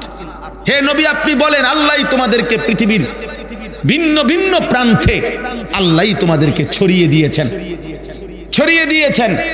তিনি আমাকে বাংলাদেশের জন্ম দিয়েছেন, তিনি ওকে ইন্ডিয়ায়, আরেকজনকে লন্ডনে, আরেকজনকে আমেরিকায়, আরেকজনকে সৌদি আরবে, তিনি কাউকে কুমিল্লায়, কাউকে সিলেটে। আবার তিনি জন্ম না শুধু, কর্মস্থল পরবর্তীতে এক একজনের এক এক দিকে পাঠায় দিছে। ছোট ভাই বাংলাদেশে, বড় ভাই সৌদি আরবে, আরেক ভাই ইটালিতে, একজন চাকরি করে ঢাকাতে, আরেকজন চাকরি করে কুমিল্লাতে। ছোট বোন থাকে, আমার ছোট বোন থাকে বগুড়ায়, আমার মেজো ভাই থাকে ঢাকা, আমার বড় ভাই থাকে চান্দিনা। আলামিন কামিল মাদ্রাসার সম্মানিত প্রিন্সিপাল মাওলানা মাহবুবুর রহমান আশরাফি, আপনারা অনেকেই চিনেন ভাইকে, আমার আপন বড় ভাই উনি থাকে এখানে। আমার ছোট দুই ভাই থাকে কুমিল্লা, দুই জায়গায়। আমার মেজো বোন থাকে আপনার সদর দক্ষিণ, আমার বড় বোন থাকে নাঙ্গলকোটের ওইখানে।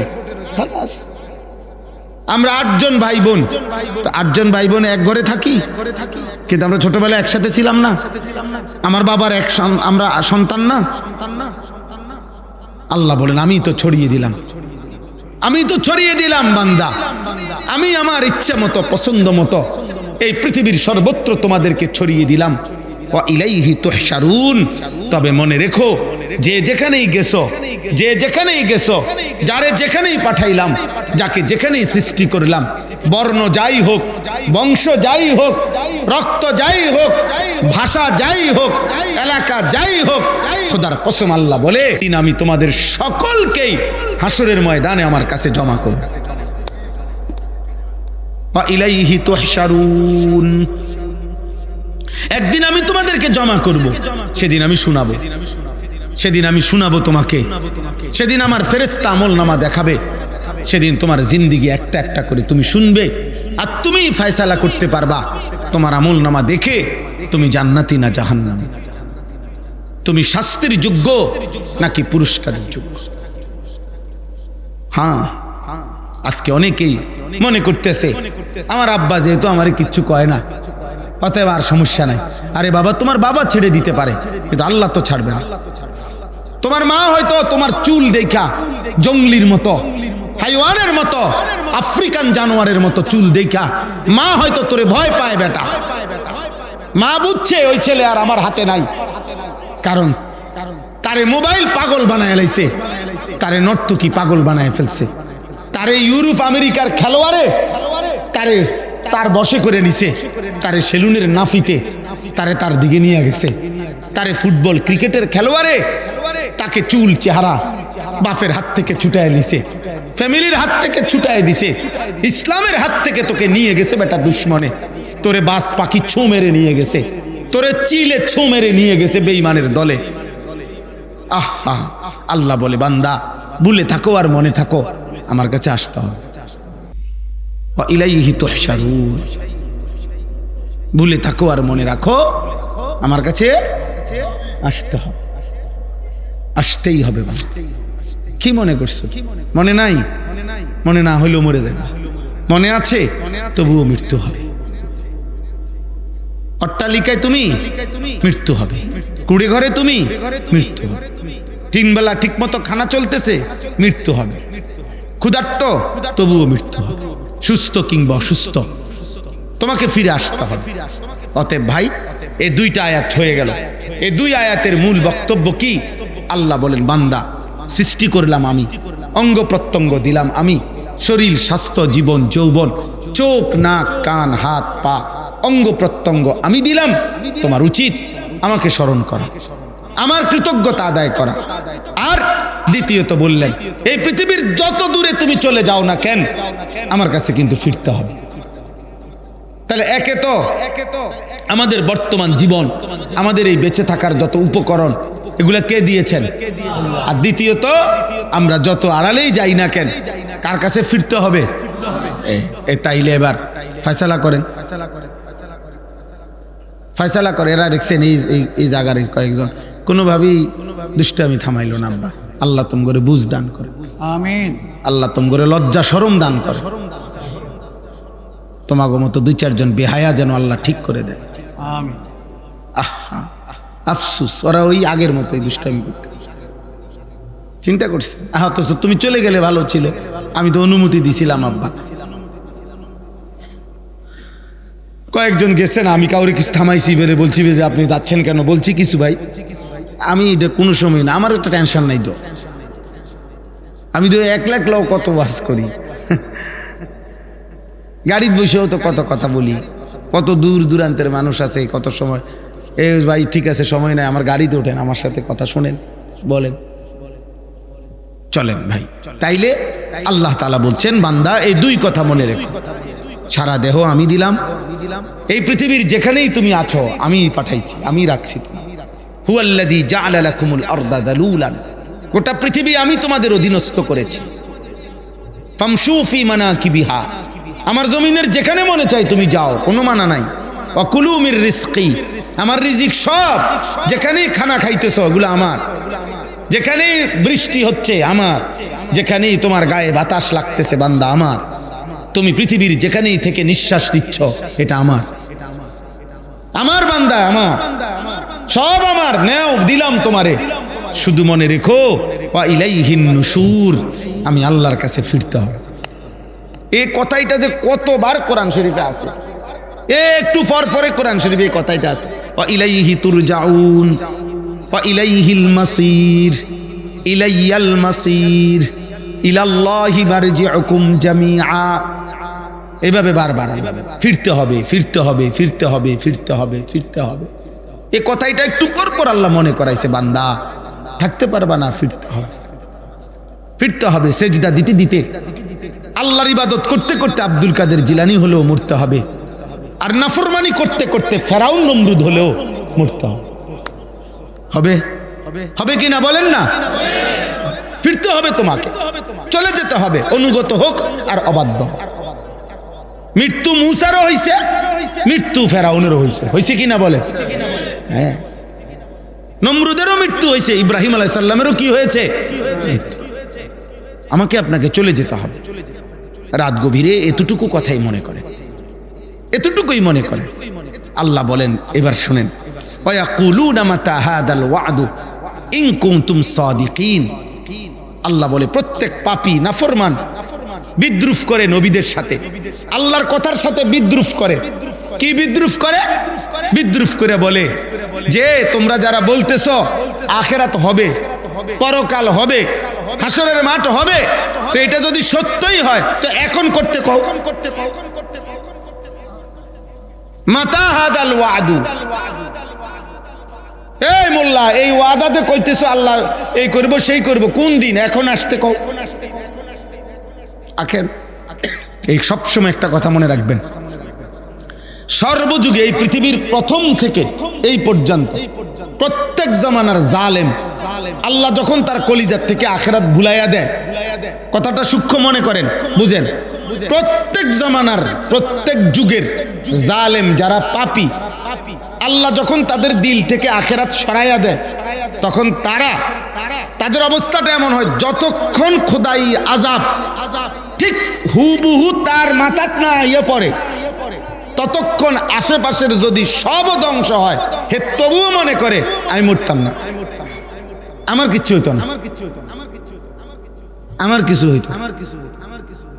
এটা হলো পাপীর সবচেয়ে বড় কি লানত, মুসিবত।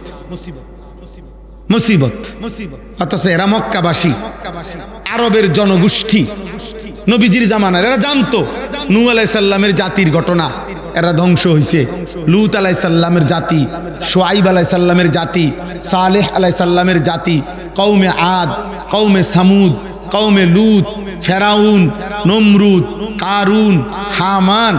সবচেয়ে আশ্চর্য কথা হলো জামাল ভাই, রাসূলুল্লাহ সাল্লাল্লাহু আলাইহি সাল্লামের জন্মের 55 দিন আগে, 55 দিন, কয়দিন মানে 50-এর 5, 55 দিন আগে আব্রাহা বাদশাকে আল্লাহ তাআলা হাতির বাহিনী সহ পুরা বাহিনীকে এই কাবাঘরের সামনে, এই মক্কাবাসীর সামনে আল্লাহ ধ্বংস করে দিছে। এটা তারা চোখে দেখছে। এটা সেদিনকার ঘটনা, সেই দিনকার ঘটনা এটা। এরপরও নবীজি যেদিন আখিরাতের কথা বলছে আর আল্লাহর আযাবের কথা বলছে, এই বেঈমানরা এরপরও বিদ্রুপ করে। কিরে তোরা না দেখলি এটা? বুঝেন নাই কথাটা? আবু জেহেল, আবু লাহাব এরা দেখছে না এটা? তো এরা বুঝতে চাইলো না কেন? এরা তো দেখছে তাদের চোখের সামনে যে আল্লাহর ঘরে আইসা ধ্বংস করতে আইসা এদের পরিণতিটা কি হয়েছে। তো এই জন্য বললাম, জালেমের সবচেয়ে বড় এই যে তোমরা অনেক ছেলে আসো ভাই, এ পরিমাণ গুনাহ বেশি করে ফেলছো যে একটা মিনিট আর কোনোদিন নামাজের কথা তোমাদের মনে পড়ে না। যদি কারো এমন হয় বাবা, মনে রাখো, বিশ্বাস করো আব্বা, তোমার উপরে আল্লাহর লানত, তোমার উপরে আল্লাহর আযাব চলতেছে। মাথার তুললে আসার দিলে আযাব না, এটি তো মামুলি শাস্তি। একটা থাপ্পড় দিছে, একটা ঘুষি দিছে, জেলখানার মধ্যে 6 মাস আটকাইয়ে রাখছে, এনে কি কিতা আটকাই রাখছে, তো বার্তার গাড়িয়ে দেয়, এটি কিচ্ছু না রে বাবা। কিন্তু তোমারে যে আখিরাত ভুলায় দিছে, তোমার অনন্তকাল জাহান্নামের আগুনের জন্য তোমারে যে রেডি করতেছে, এটা অনেক বড় বিপদ, অনেক বড় বিপদ। মানে এরকম কেমনে হইলা? 365 দিনে 1 বছর একদিনও মনে পড়লো না আমি একটা মুসলমান, আমার উপরে ফজরের নামাজ ফরজ। আপনার 1 মিনিট ভাবেন তো কিভাবে সম্ভব ভাই? এটা চিন্তা করেন না ভাই। এই কেমন মুসলমান, এই কেমন মানুষ, এই কেমন ঘর, এই কেমন আব্বা মা, এই পোলাটা আজকে একটা বছর কোনোদিন বাপ মার চোখের সামনে, আপনারা জীবিত বাপ মা, ওনারা জানে এটা, ওই ঘরে ঘুমায় পোলাগা, মেয়েটা ছেলেটা 1 বছরে কোনোদিন একদিনও ফজরের নামাজ পড়লো না, বাপ মা জীবিত। আচ্ছা এটা মানেন কিভাবে? কি মনে করেন কিভাবে সম্ভব? এটা কিভাবে সম্ভব? এই বাবা মা কেমনে বলে আমরা মুসলমান? এই সন্তান কেমনে বলে আমি মুসলমান? নবীজি স্পষ্ট, বুখারীর হাদিস, নবীজি বলছে এশার নামাজ আর ফজরের নামাজের জামাতে আসে না, কষ্ট হয় ওদের যারা মুনাফিক তারা। একেবারে সাফ হাদিস, নবীজি বলছে ফজরের নামাজে যে অনুপস্থিত সে মুনাফিক। একবার না, নবীজি এটা একাধিকবার বলছে, একাধিকবার বলছে লা ইয়াশহাদুহুমা মুনাফিকুন, এশার নামাজ এবং ফজরের নামাজের মসজিদে আসে না মুনাফিক। হযরত আব্দুল্লাহ ইবনে ওমর বলছেন ইজা ফাকাদনাল ইনসানা ফিল ফজর আসানা বিহি যান। নবীজির জামানায় আমরা যদি কাউকে ফজরের নামাজে অনুপস্থিত দেখতাম, 2 দিন 1 দিন 3 দিন না দেখলে খোদার কসম তিনি বলেন আমরা তাকে মুনাফিকই ভাবতাম। আমরা বলতাম যে ওই মসজিদে আইয়ে না কা ফজরে, তো অন্যরা বলতো বুঝছো না, ও তো মুনাফিকের জন্য, এইভাবে বলতেন ওনারা। ফজরের অনুপস্থিত দেখলে ওনারা মুনাফিক পাত। তো বেঈমান বলে কি, হে মুহাম্মদ কোন দিন আসবে আযাব? কিয়ামত হবে কোন দিন? ইসরাফিল ফু দিবে কোন দিন? কোন দিন কও, এখন কও, এখন ফু দিতে কও, চাই আজ এখন আযাব আসতে কও। নাউজুবিল্লাহ। শেষ কথা হলো আল্লাহ বলেন কুল ইন্নামাল ইলমু ইনদাল্লাহ ওয়া ইন্নামা আনা নাযীরুম মুবিন। আল্লাহ বলে বন্ধু, দিন তারিখ সন তারিখ নির্দিষ্ট সময় ওরা যতই বলুক জানতে চাক, আপনি বলবেন এক কথা যে প্রকৃত দিন তারিখ কোন দিন ইসরাফিল ফু দিবে কোন দিন হাসরের মাঠ কায়েম হবে এটার একমাত্র জ্ঞান আছে শুধুই আমার আল্লাহর নিকট। আর আমার দায়িত্ব আমি তোমাদেরকে স্পষ্ট আল্লাহর পথে ভয় দেখাচ্ছি, ভয় প্রদর্শনকারী আমি। আর আমার দায়িত্ব হাজারবার লক্ষবার যতক্ষণ আমার হায়াত আছে আমি তোমাদেরকে কবরের ভয় দেখাবো, জাহান্নামের ভয় দেখাবো, আখিরাতের ভয় দেখাবো। এটাই আমার দায়িত্ব। এটাই কার দায়িত্ব? নবীর দায়িত্ব। নবীর পরবর্তী ওয়ারিস হিসাবে আমাদের ওইটা দায়িত্ব। এই জন্য আমরা বলি, আমগরে অনেক মানুষে বিদ্রুপ করে হুজুরার কাছে, এই ছাড়া আর কথা নাই। কেল কবর, আখেরাত, হাসর, আসমানের রূপের কথা আর কথা নাই। আর কথা তো বলুন না ভাই, আরো লোক আছে। ডাক্তার সাহেবরা আপনি কোনোদিন বলেন না কেন সারাটা জীবন এই প্যারাসিটামল না ফালইয়া পড়ে রইলেন? আর কথা নাই আপনার দ্বারে? আপনি একটা বিল্ডিং বানান না কা? ইঞ্জিনিয়াররে বলেন না কেন সারা জীবন আপনি বিল্ডিং লইয়া পড়ে থাকলেন? আপনি সারা জীবন আপনি কিন্তু ডাক্তারি করতে পারেন না? এই দুনিয়ার প্রত্যেক মানুষ বোঝে রাজমিস্ত্রির মানুষে কাঠমিস্ত্রির কথা কয় না, কাঠমিস্ত্রির মানুষে রাজমিস্ত্রির কথা বলে না। এটাই তো নিয়ম, বন্টন করে নিছে এক একজন এক এক কাজ, এক এক কাজ। তাহলে আমরা হুজুর, আমরা আলেম, তো আমাদের জন্য নবীজি সাল্লাল্লাহু আলাইহি সাল্লাম, আল্লাহর কোরআন, নবীজি যা বলছেন তা বলতে হবে না? কথা বলেন না? তাইলে আমাদের তো এই জিম্মাদারি, আমাদের তো এই দায়িত্ব। আমরা আপনাকে ঘরে বলি আর বাজারে বলি, সংসদে বলি আর রাষ্ট্রে বলি, যেখানেই বলি আমরা তো আল্লাহর কথাই বলতে হবে। আমরা তো হালাল হারামই বলতে হবে। হালাল হারামই কণ্ঠরোধ করার চেষ্টা যেই করুক সে করতে পারে, কিন্তু কোনোদিনও হকের কণ্ঠরোধ হয় না, রোধ হয়। একজনকে থামানো যায়, দুইজনকে থামানো যায়, তিনজনকে হয়তো ধমক দিয়ে থামানো যায়, 3000কে থামানো যায়, কিন্তু একদিন জালেম পলাইয়া যায়।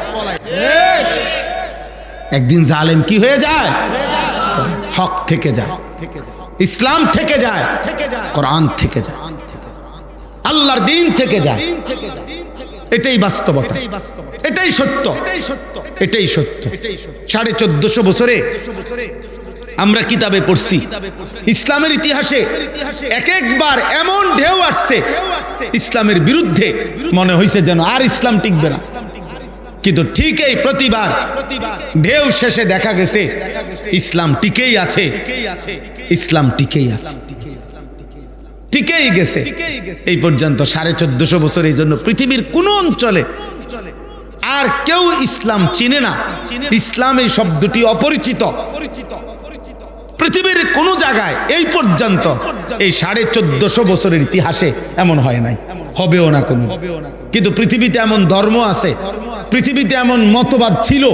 আপনাদেরকে এখন যদি বলি যে জরথুস্তের মতবাদ, মনুর মতবাদ, আপনারা এই নাম জমজমাট ছিল, হাজার হাজার কোটি কোটি মানুষ অনুসারী ছিল, এমন ধর্ম, এমন মতবাদ এই পৃথিবীতে ছিল।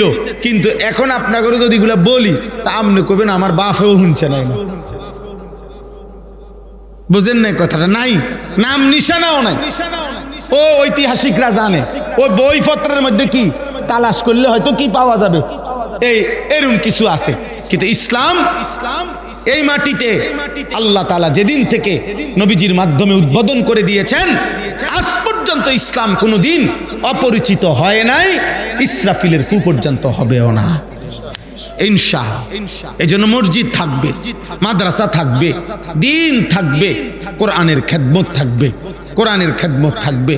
হ্যাঁ হ্যাঁ, স্রোতের নিয়ম হলো ওই যে স্রোত, পানির ধারা, এটার নিয়ম হলো আপনি এখানে যদি বাঁধ দেন, এখানে যদি আপনি 3 কিলোমিটার বাঁধও দেন, তো পানির ধর্ম হইল, স্রোতের ধর্ম হইল সে প্রয়োজনে তালাশ করতে করতে করতে 3 কিলোমিটারের ওইখান দিয়ে হলো যাইবে, সে ওখান দিয়ে যাবে, সে থামে না, সে তার পরবর্তী গন্তব্য ঠিকই খুঁজে নেয়।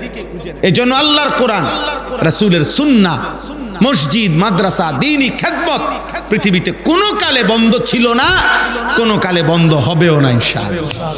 ইনশাআল্লাহ, ইনশাআল্লাহ, ইনশাআল্লাহ দ্বীন থাকবে, দ্বীন থাকবে। এত পরিমাণ ষড়যন্ত্র নাস্তিক, মুরতাদ, ইসলাম বিরোধীদের, এরপরেও আলহামদুলিল্লাহ আমরা প্রতিদিন আমরা প্রতিদিন হিসাব করি, লক্ষ্য করছি আলহামদুলিল্লাহ শুধু আমাদের এই বাংলাদেশে এই মুহূর্তেও গত 10 বছরে, গত 20 বছরে আপনার এখন আইসা পরিস্থিতি এমন যে ষড়যন্ত্র চতুর্দিকে। কিন্তু আপনি লক্ষ্য করেন জেনারেল শিক্ষিত কলেজ ইউনিভার্সিটি এবং জেনারেল শিক্ষিতদের মধ্যে নিশ্চিত দাড়ি রাখা মানুষের সংখ্যা আগের চাইতে 100 গুণ বেশি বেড়ে গেছে। হিজাব পরা, বোরখা পরা বোরখা পরা নারীর সংখ্যা বাংলাদেশের শুধু কওমি মহিলা মাদ্রাসা না, আলহামদুলিল্লাহ কলেজ ইউনিভার্সিটিতে একেবারে চোখে পড়ার মতো উল্লেখযোগ্য সংখ্যক হিজাবওয়ালী নারী আলহামদুলিল্লাহ বেড়ে গেছে। এজন্য দোস্ত তোমরা কমে যাবা, এই চরিত্রহীন তোমরা যারা, তোমরা পৃথিবীতে টিকতা না, এটা মনে রাখো। আমি লিখে দিলাম আব্বা, এই নারী ছবি, অশ্লীল দৃশ্য, ফেসবুক, ইউটিউব, মোবাইলের অসক্ত তোমার মতো জন্তু জানোয়ারের আখলাক, এই আখলাকওয়ালা মানুষ পৃথিবীর থেকে নিশ্চিহ্ন হবে, ইমানদার টিকে থাকবে ইনশাআল্লাহ। এটা মনে রাখো। আমি বললাম একদিন আফসোস করি, 30 বছর পরে দেখবা লম্বা হায়াত শেষ, জীবনের কোনো অর্জন নাই, জীবনের কোনো কি নাই অর্জন, জীবনের কোনো অর্জন নাই রে আব্বা। আল্লাহ আমাদেরকে হেফাজত করেন, আল্লাহ আমাদের বিবেক দান করেন। চলেন আমরা নিয়ত করি ইনশাআল্লাহ আমরা আল্লাহর ইবাদত করব, বলেন ইনশাআল্লাহ 5 ওয়াক্ত নামাজ পড়বো ইনশাআল্লাহ। এখন আমরা দোয়া করি, এই দোয়ার আপনাদের কাছে অনুরোধ, সবাই মিলে 2টা মিনিট আমি একটা ছোট্ট অনুরোধ করছি। একটি মাদ্রাসা আপনাদের মহল্লার আলহামদুলিল্লাহ মাওলানা আবু বকর সিদ্দিক প্রিয় ভাই তো কষ্ট করে চালাচ্ছেন, আপনাদের সন্তানরা দিন শিখে, আপনাদেরই মেয়ে, আপনাদেরই বোন, আপনাদেরই কন্যারা দিন শিখে। আমাদের সবার উচিত মাদ্রাসার জন্য সহযোগিতা করা। আমার শায়েখ সবসময় বলে মাদ্রাসা মুসলমানের কাছে 3টা জিনিস চায়, দোয়া, সন্তান, সাদাকা। একজন মুসলমানের উচিত মাদ্রাসায় 3 ভাবে সম্পর্ক রাখা, মাদ্রাসার জন্য দোয়া করা, মাদ্রাসায় সন্তান পড়তে দেওয়া, মাদ্রাসায় সাধ্য পরিমাণ দান সাদাকা করা। কেউ 10 টাকা দিবে, কেউ 10 লাখ টাকা দিবে। আমার মাদ্রাসায় আমি জমি কিনছি 115.5 শতক, তো ওই জমিতে প্রায় 2,67,00,000 টাকার জমি, শুধু জমির দাম। তো ওই জমিতে 30 লাখ টাকা লুঙ্গি পইরা আইসা শপিং ব্যাগের মধ্যে কইরা টাকা দিয়ে গেছে একজন। আবার শুধু 15 টাকা, 10 টাকার একটা নোট, 5 টাকার একটা পয়সা, এই 15 টাকাও দিয়ে গেছে একজন। খালাস, 2টাই আমি ভালোবাসা দিয়ে নিছি। 10-15 টাকা যে দিছে সেও তার সামর্থ্য অনুপাতে দিছে, 30 লাখ টাকা যে দিছে সেও তার সামর্থ্য অনুপাতে দিছে। কথা বুঝেন নাই আমার? নেকি দিবে আল্লাহ, নেকি দিবে কে?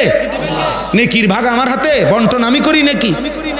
আল্লাহ তাআলা, আল্লাহ তাআলা। আমরা কিতাবে পড়ছি, হে আল্লাহর বান্দা, কোন হাজি যখন আল্লাহর ঘরের দিকে রওনা দেয় তখন তার দিলে তো খুশি, আল্লাহর ঘর দেখবে, তুমি তারে বিদায় দিও চোখের পানি দিয়ে। তাইলে তোমার দিলে তো ব্যথা, আমার চোখ আল্লাহর ঘর দেখলো না, ওনার চোখে তো খুশি, আল্লাহর ঘর দেখবে। কিতাবে লিখছে, তুমি যদি চোখের ব্যথা নিয়া, অন্তরের ব্যথা নিয়া, চোখের পানি নিয়া কোন হাজি সাহেবকে বিদায় দাও, আর আল্লাহ যদি দেখে দিলের ব্যথা তোমার, তো হতে পারে ও বেটা দেখে যেই আনন্দ, তুমি না দেখে যেই বেদনা, নেকি দিবার সময় আল্লাহ চাইলে 2 জনকে সমান করে দিবে, সমান করে দিবে। আসমানওয়ালা চাইলে পারে কিনা? পারে, পারে। আসমানওয়ালা চাইলে পারে, নেকিতে বরাবর করে দিতে পারে। এজন্য ইনশাআল্লাহ প্রত্যেকে আমরা এক্ষুনি দোয়ার আগে এই মাদ্রাসার জন্য আমরা সবাই যার যার সামর্থ্য অনুপাতে পকেটে হাত দেন, অল্প একটু সহযোগিতা করেন, থাকলেই দেন, না থাকলে ফিরাই দিয়েন না। কিন্তু আপনাদের কাছে অনুরোধ, এই 2 মিনিট থাকলেই যুবক ভাই তোমাদের কাছে থাকলেও দাও, 100 টাকা থাকলে 100 টাকাই দাও, 50 টাকা থাকলে 50 টাকাই দাও।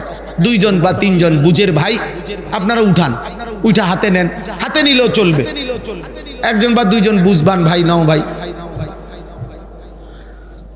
ছেলেরা তোমরাও ফিরাই দিও না। বলে হুজুর আমি 10 টাকাই দিছি, দাও 10 টাকাই দাও, আল্লাহ তোমারে বরকত দিবে। এই উসিলায় 100 টাকার দিয়েই 500 টাকা দিয়েই আল্লাহ বরকত দিবে। আল্লাহ আপনাদেরকে তৌফিক দেন, আল্লাহ আপনাদেরকে কবুল করেন। মুসলমানের এই মেয়েদেরকে আল্লাহ তাআলা পর্দা পুশিদার সাথে ইজ্জত আবরুর হেফাজত করে দিন শেখার তৌফিক দান করেন।